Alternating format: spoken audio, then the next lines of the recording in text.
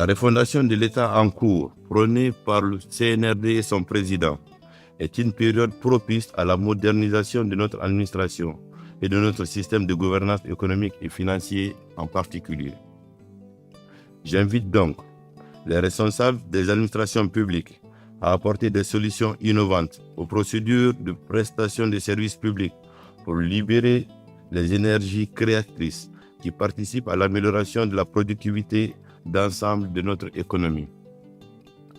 C'est à ce prix que nous atteindrons des niveaux de croissance favorables à la création d'emplois pour la jeunesse guinéenne.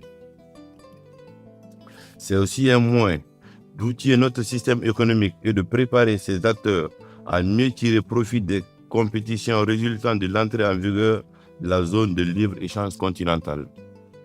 En confiant à la MAMRI la mission d'accompagner nos services opérationnels dans l'identification et la conduite des réformes relatives à la mobilisation des ressources internes, le président de la République ne doute point des capacités de vos services.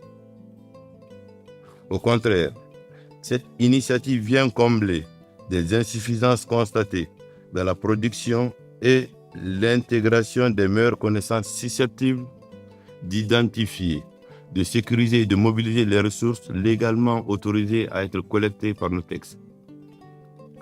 C'est donc une assistance institutionnelle que la MAMRI apporte à vos régies et autres services générant ou collectant des ressources publiques. Cela participe naturellement à l'amélioration de leurs performances et par conséquent à l'accroissement de la capacité de notre économie à internaliser autant que possible le financement de son développement. Enfin, je vous exhorte, chers membres du COPIL, à encourager vos services à plus de coopération pour doter notre système de gouvernance d'instruments appropriés pour une conduite efficace de nos politiques publiques. C'est sur ces mots que je déclare la présente session du comité de pilotage de la MAMRI ouverte. Ce qu'il faut retenir justement de cette session, c'est que globalement les réformes suivent leur bonne marche. La plupart sont au beau fixe. Nous travaillons en bonne connexion et en impliquant davantage d'acteurs dans le processus de conduite de ces réformes. Il y a d'autres qui connaissent quelques difficultés.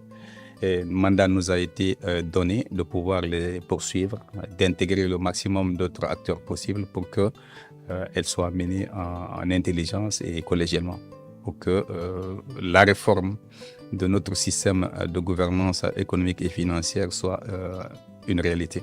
Le débat a été fructueux, interactif et très instructif, puisqu'il y a eu beaucoup de discussions, beaucoup de contributions surtout, qui vont certainement nous aider demain de pouvoir travailler avec les différentes directions afin de donner notre élan aux réformes en souffrance.